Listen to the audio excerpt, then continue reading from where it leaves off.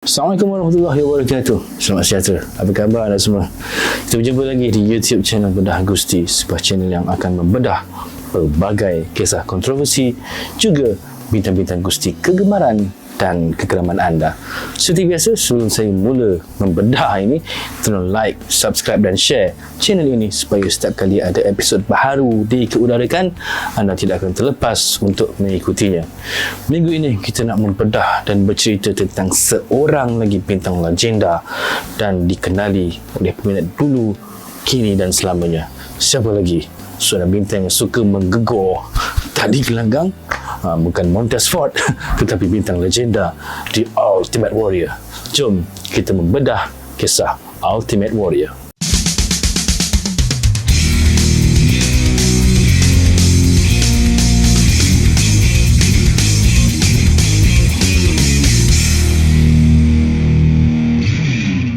Warrior yang lahir sebagai James Bryan Hellwig merupakan seorang ahli gusti profesional Amerika yang paling terkenal dengan bergusti di bawah jenama The Ultimate Warrior untuk WWE dari tahun 1987 hingga 1991 dan sekali lagi pada tahun 1992 dan 1996. Semasa di WWE, Warrior telah menjadi juara antara benua sebanyak 2 kali dan memenangi kejuaraan WWE sekali dengan menewaskan Hulk Hogan dalam acara utama di WrestleMania 6 di Toronto, menjadikannya sebagai ahli gusti pertama yang memegang kedua-dua gelaran secara serentak. Warrior dilahirkan pada tahun 1959 sebagai James Bryan Hellwig di Crawfordsville, Indiana, kira-kira 50 batu dari barat laut Indianapolis. Dia ialah anak sulung daripada 5 orang adik-beradik dan dibesarkan oleh ibunya bersama bapa tirinya selepas bapa kandungnya meninggalkan keluarga mereka ketika dia berumur 12 tahun. Dia kemudian menamatkan pengajian di Sekolah Tinggi Fountain Widesburg dan melanjutkan pelajaran di Indiana State University selama setahun. Sebelum menyertai gusti profesional, Hellwig merupakan seorang ahli bina badan amatur dengan bersaing dalam beberapa pertandingan bina badan anjuran National Physique Committee dan pernah memenangi gelaran Mr. Georgia pada tahun 1984. Hellwig mula berlatih mengangkat besi ketika dia berumur 11 tahun dan menggambarkan dirinya sebagai seorang kanak-kanak yang kurang yakin kepada diri sendiri dan tidak meminati sebarang sukan. Dia berpindah ke California selepas bertemu seorang ahli bina badan tersohor bernama Robbie Robinson, lantas memutuskan untuk menyertai sukan itu. Pertandingan pertama yang disertainya berlangsung di Florida, di mana dia menduduki tempat kelima. Kemudian semasa melanjutkan pelajaran di Life University di Marietta, Georgia, dia telah memenangi pertandingan Junior Atlanta dan menduduki tempat kelima dalam perebutan gelaran Mr. America pada tahun 1981. Di tahun 83, dia memenangi AAU Coastal USA sebelum merangkul gelaran Mr. Georgia pada tahun berikutnya. Pertandingan bina badan terakhirnya ialah Junior USA's edisi 1985 yang dimenangi oleh jago di International Federation of Bodybuilding and Fitness IFBB Pro, Ron Love. Hellwig mendapat tempat kelima dalam pertandingan tersebut. Pada tahun 1995, selepas menghabiskan 6 minggu di California dalam latihan untuk satu pertandingan bina badan, dia telah dijemput untuk menyertai sebuah geng bina badan yang dibarisi oleh Garland Donoho, Mark Miller dan Steve Borden untuk membentuk sebuah pasukan gusti profesional. Hellwig menerima jemputan itu dan meninggalkan kerjaya bina badannya serta rancangannya untuk menjadi seorang chiropractor. Hellwig memulakan kerjaya gusti profesional sebagai Jim Justice Hellwig dari pasukan Power Team USA yang merupakan kumpulan ahli bina badan yang dilatih oleh Red Bastian dan Rick Baseman. Hellwig dan rakan pelatih Steve Borden yang kemudiannya dikenali sebagai Sting membentuk pasukan beregu yang dipanggil The Freedom Fighters, di mana Hellwig selepas itu dikenali sebagai Justice dan Borden pula bergelar Flash. The Freedom Fighters memulakan kerjaya mereka di Continental Wrestling Association CWA yang berpangkalan di Memphis, Tennessee yang dikendalikan oleh Jerry Jarrett pada November 1985. Pasukan ini pada mulanya tampil sebagai geng berwatak baik, tetapi peminat agak lambat menerima geng Sado itu kerana lebih meminati pasukan beregu babyface lain seperti Rock and Roll Express dan The Fabulous Ones. Oleh yang demikian, mereka telah bertukar watak menjadi geng jahat di bawah kendalian jurulatih mereka iaitu Buddy Wayne dan pengurus heel tersohor Dutch Mantel. Mereka meninggalkan CWA pada Januari 1986. Pada Mac 86, Freedom Fighters, kini dikenali sebagai Blade Runners, menyertai Universal Wrestling Federation UWF yang berpangkalan di Oklahoma. Hellwig dikenali sebagai Blade Runner Rock dan Borden pula sebagai Blade Runner Sting. Menurut Joseph Laurinaitis ataupun Road Warrior Animal, pemilik UWF Bill Watts mencipta Blade Runners dan tujuannya adalah untuk menjadikan mereka parodi kepada pasukan The Road Warriors yang sedang menempa nama waktu itu. Mereka juga adalah sebahagian daripada anggota kumpulan Hot Stuff International pimpinan Eddie Gilbert sebelum dibubarkan pada Jun 1986 apabila Hellwig mengambil keputusan untuk meninggalkan UWF. Pada Jun tahun 86 itu, Hellwig memulakan kerjayanya di promotion World Class Championship Wrestling WCCW yang berpangkalan di Dallas, Texas, di mana dia bergusti dengan bayaran hanya $50 semalam. Dia telah menyatakan bahawa dia ingin menggunakan nama gelaran Dingo Warrior selepas seorang ahli gusti yang ditemuinya di bilik persalinan WCW menyatakan bahawa dia ni kelihatan atau nampak seperti seorang pahlawan. Ini berbeza dengan dakwaan yang dibuat oleh Road Warrior Animal yang menyatakan bahawa Dingo Warrior ialah gimmick warrior sebagai anggota Blade Runner dan merupakan percubaan untuk menampilkan dirinya sebagai salah seorang anggota keluarga berketurunan The Road Warriors. Pada tahun 1987, Warrior mula bersaing untuk kejuaraan Heavyweight Texas di World Class Wrestling Association WCWA, namun tewas kepada Bob Bradley dalam perlawanan akhir kejohanan pada 12 Januari 1987. Dia berjaya merampas gelaran daripada Bradley pada 2 Februari di bulan berikutnya. Gelaran itu dipegang sehingga April 87 selepas Warrior mengambil keputusan untuk meninggalkan WCCW. Dia kemudian diangkat semula sebagai juara selepas membuat pengembalian tetapi mengosongkannya sekali lagi selepas meletak jawatan daripada WCCW untuk menyertai promotion tersohor Persekutuan Gusti Dunia WWE, di mana di sinilah dia menggunakan nama gelanggang The Ultimate Warrior. Terdapat pertikaian mengenai siapa yang mencipta nama Ultimate Warrior itu. Bruce Pritchard menyatakan bahawa Vince McMahon tidak tahu apa maksud Dingo itu, tetapi kerana terdapat warrior lain di WWE ketika itu iaitu Modern Warrior Kevin Eric dan The Road Warriors, tidak sepatutnya ada seorang lagi warrior yang dipandang enteng, tapi mestilah seorang warrior yang lebih hebat. Warrior mendakwa selepas salah satu perlawanan pertamanya, Vince McMahon telah menyuruhnya melakukan satu promo yang dirakam lebih awal. Ketika itu Vince memberitahu yang dia mahukan seorang warrior tapi bukannya Dingo Warrior. The Warrior kemudiannya terus melakukan kad promo dan menyatakan bahawa dia bukan pahlawan ini atau pahlawan itu, dia ialah The Ultimate Warrior. Warrior kemudian membuat penampilan terakhirnya dengan WCCW dan menyertai WWE secara rasmi pada Jun 1987. Dengan moniker Dingo Warrior, dia mula menampakkan kejagoannya dengan menewaskan beberapa orang ahli gusti jobber seperti Steve Lombardi, Perry Horowitz dan Mike Sharp. Dia kemudian membuat kemunculan TV WWE sulungnya sebagai The Ultimate Warrior di episod WWF Wrestling Challenge pada 25 Oktober 1987, di mana dia menewaskan seorang lagi jobber bernama Terry Gibbs. The Ultimate Warrior mula menjadi buah mulut peminat dan terus mencipta nama dengan signaturenya tampil bertenaga setiap kali masuk ke gelanggang, menggoyang-goyangkan tali gelanggang yang paling mencuri tumpuan cat muka yang menghiasi wajahnya.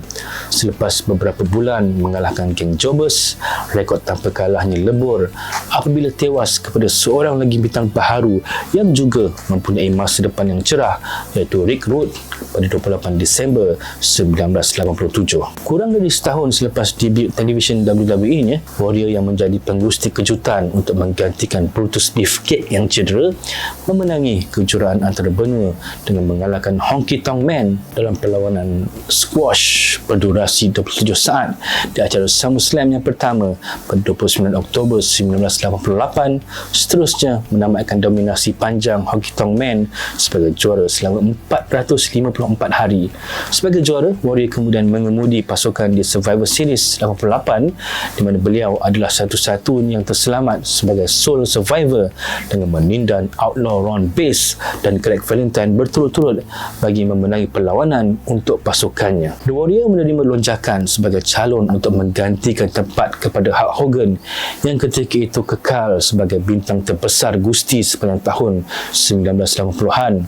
Berikutan beberapa konfrontasi dengan Hogan, terutamanya di acara Royal Rumble 1990, Warrior telah dinamakan sebagai lawan Hogan dalam perlawanan kemuncak di acara WrestleMania 6 yang berlangsung di Skydome di Toronto, Kanada. Perlawanan itu digelarkan sebagai The Ultimate Challenge kerana kedua-dua kejuaraan WWE milik Hogan dan kejuaraan antarabbenua yang disandang Warrior menjadi taruhan.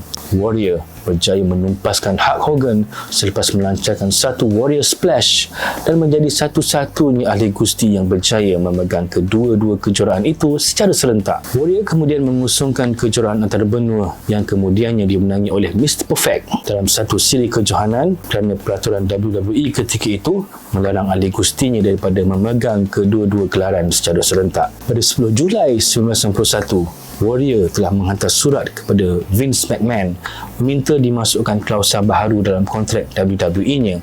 Dia mahukan bayaran sebanyak $550,000 untuk aksinya di acara WrestleMania 7 dengan hari kerja yang lebih fleksibel, tanggungan kos penginapan perjalanan dan royalty commission jualan barangan yang lebih tinggi.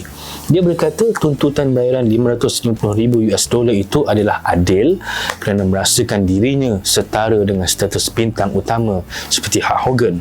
Dia mengakhiri suratnya dengan berkata, apapun keputusan awak, saya tak peduli dan ambil kisah. Sementara menunggu pertimbangan awak, biarlah saya duduk je kat rumah dulu. WWE memberikan maklum balas terhadap tuntutan tersebut pada 13 Julai 1991 dan bersetuju untuk membayar Warrior sebanyak $550,000 untuk WrestleMania 7, kadar royalty yang lebih tinggi, dan menjanjikan tiada bintang WWE lain akan dibayar lebih tinggi daripadanya dalam setiap acara PPV. Vince McMahon secara peribadi mengakhiri surat itu dengan berkata, saya ingin menyatakan penghargaan dan kekaguman saya yang paling mendalam untuk anda sebagai seorang bintang, sebagai ahli keluarga WWE dan sebagai kawan saya. Pasca acara SummerSlam 1991, Warrior telah diberikan sepucuk surat bertarikh 26 Ogos 1991 daripada Vince McMahon menyatakan Warrior digantung berkuat kuasa serta-merta.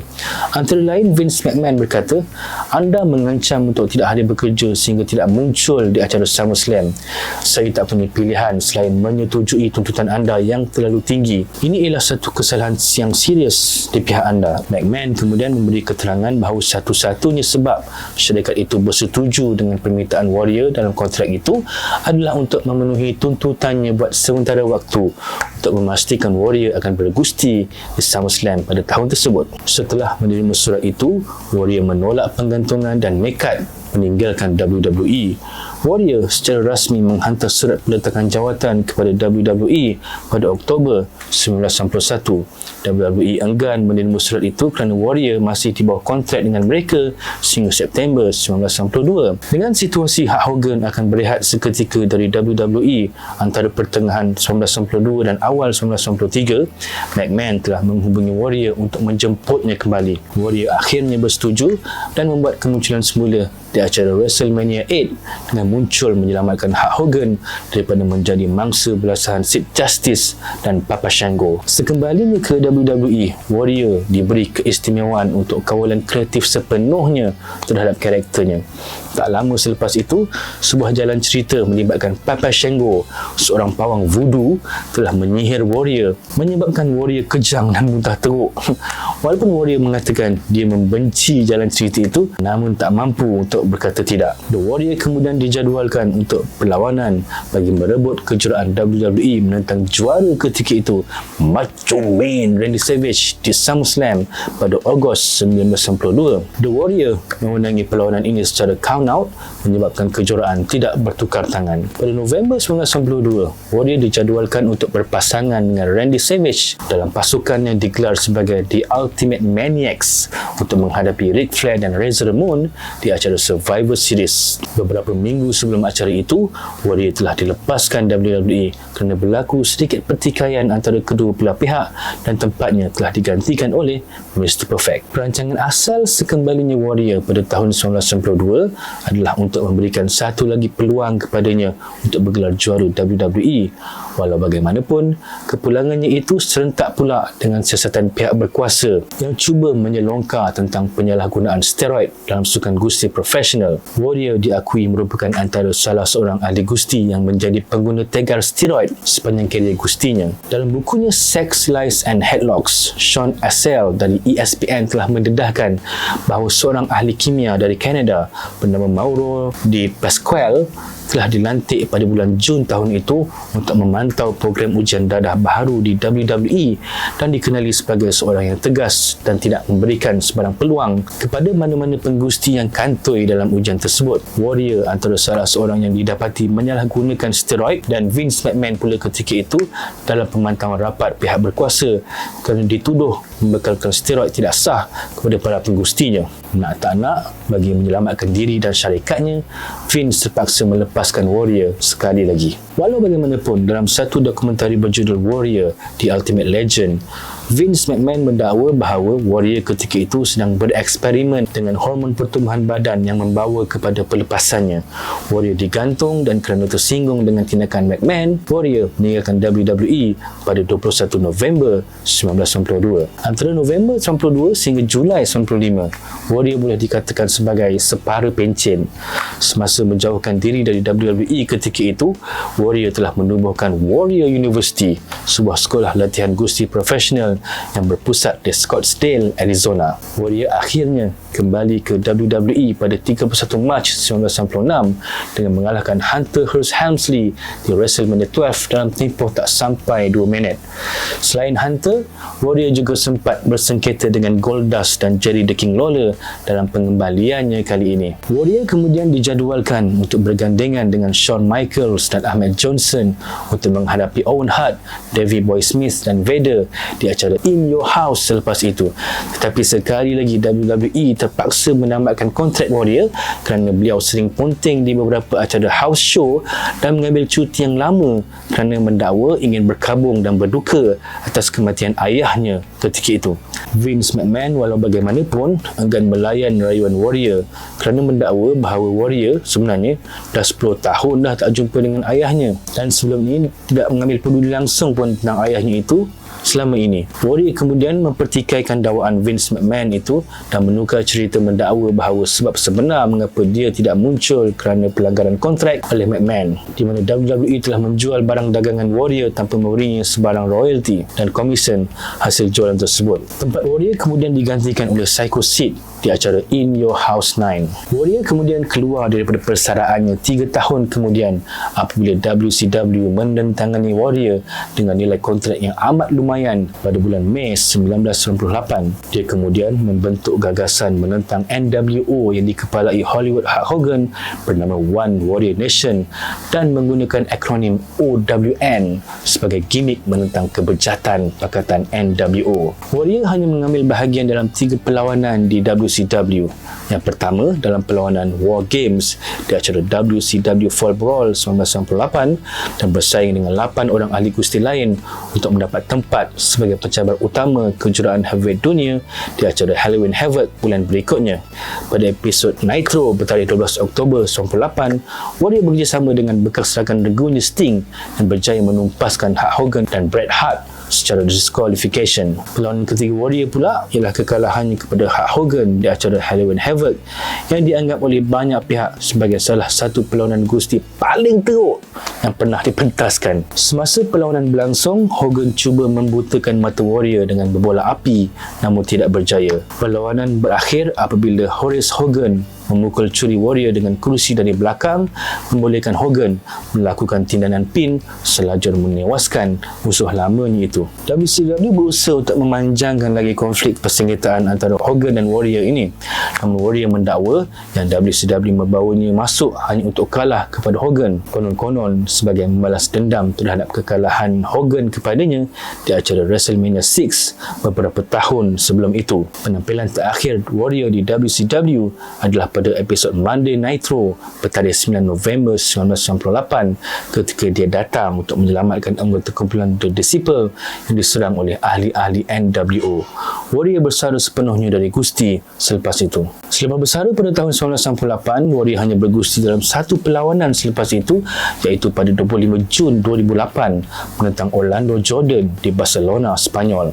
Warrior memenangi perlawanan itu dan dinamakan sebagai juara heavyweight dunia New Wrestling Evolution yang baharu. Namun Warrior mengusungkan kejuaraan tersebut selepas itu. Setelah bertahun-tahun bermasam muka dengan Vince McMahon dan hasil usaha Triple H yang menjadi orang tengah, pada tanggal 5 April 2014, The Ultimate Warrior telah diserapkan ke dalam kelas Hall of Fame WWE bagi edisi 2014. Keesokan harinya, Warrior muncul di acara WrestleMania 30 dan pada malam berikutnya menyampaikan promo yang penuh motivasi dan bersemangat di acara Raw yang merupakan penampilan pertamanya di acara tersebut sejak perlawanan terakhirnya yang disiarkan di WWE pada tahun 1996. Dalam promo ini, Warrior telah memberikan ucapan penuh semangat dan disulami dengan kata-kata motivasi dan sempat berpesona sebagai The Ultimate Warrior dengan memakai topeng muka Warrior yang legend itu. Malang sekali, Warrior meninggal dunia pada tanggal 8 April 2014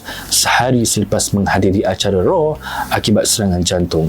Menurut laporan, Warrior telah mengalami sakit dada dan tumbang pada jam 5.50 petang ketika sedang menuju ke keretanya bersama isterinya di luar hotel yang mereka diami di Arizona. Warrior telah dikejarkan ke hospital dan disahkan meninggal dunia pada usia 54 tahun. Rakan-rakan Warrior juga mendakwa sepanjang hujung minggu WrestleMania itu, Warrior dilihat agak lemah, mudah berpeluh dan bernafas agak laju ketika berada di belakang pentas. Bedah siasat ini dilakukan menunjukkan yang Warrior meninggal dunia akibat serangan jantung yang disebabkan oleh penyakit kardiovaskular atherosclerotic. Jadi itu dia beberapa cerita tentang perjalanan karier Ultimate Warrior dari awal sehinggalah ke penghujung hayatnya pada tahun 2014. Kini kita nak lihat beberapa fakta lain tentang Ultimate Warrior yang mungkin kita tidak berapa tahu selama ini. Pada tahun 1993, Hellweek secara sah telah menukar namanya kepada Warrior.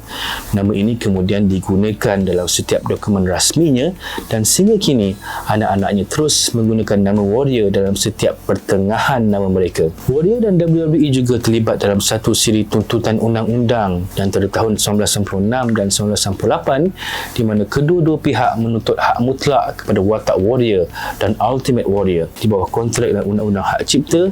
Akhirnya mahkamah memutuskan bahawa Warrior berhak menggunakan segala gimmick, kostum, reka bentuk cat muka dan jenama Warrior itu sendiri. Lantaran perselisihan di antara WWE dan Warrior itu, pada 27 September 2005, WWE telah menerbitkan sebuah DVD dokumentari yang beri fokus kepada kerjaya Gusti Warrior sepanjang di WWE bertajuk The Self-Destruction of the Ultimate Warrior. DVD ini menampilkan klip perseteruan dan perlawanan yang pernah melibatkan Warrior, disulami dengan komentar daripada bintang-bintang WWE masa lalu dan terkini yang kebanyakannya mengutuk karakter dan peribadi Warrior. Paling diingati adalah komen Triple H yang mendakwa kekalahannya kepada Warrior di acara WrestleMania 12 telah menyebabkan emosinya gundah gulana.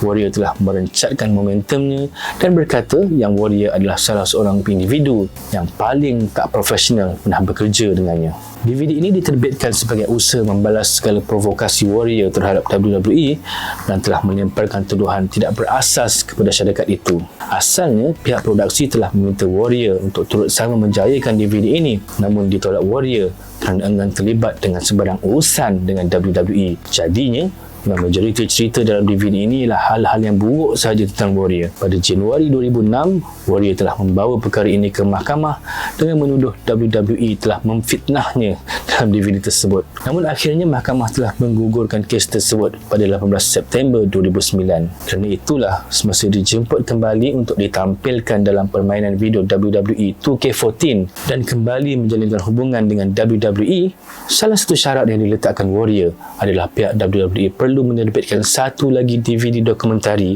dan memperbetulkan semula cerita-cerita buruk yang ditampilkan dalam DVD Self-Destruction sebelum itu. WWE kemudian menerbitkan DVD The Ultimate Collection berdurasi 540 minit dengan menampilkan koleksi perlawanan terbaik Warrior dan beberapa kisah lain yang menyulami kariernya sepanjang di WWE. Bagi mengenang legasi yang ditinggalkan Warrior, WWE telah menyediakan satu anugerah khas yang diberi nama Warrior Awards dan akan dihadiahkan kepada individu-individu di luar WWE yang telah memberikan sumbangan kepada masyarakat. Jadi itu dia beberapa cerita dan fakta tentang Ultimate Warrior yang boleh saya kongsi dan bedah pada kali ini. Terima kasih kepada anda semua yang terus menonton. InsyaAllah pada masa akan datang kita akan bercerita tentang legenda-legenda lain pula. Dan terima kasih kepada anda semua yang terus menyokong. Jangan lupa like, subscribe dan share. Kita jumpa lagi. Assalamualaikum warahmatullahi wabarakatuh. Bye-bye.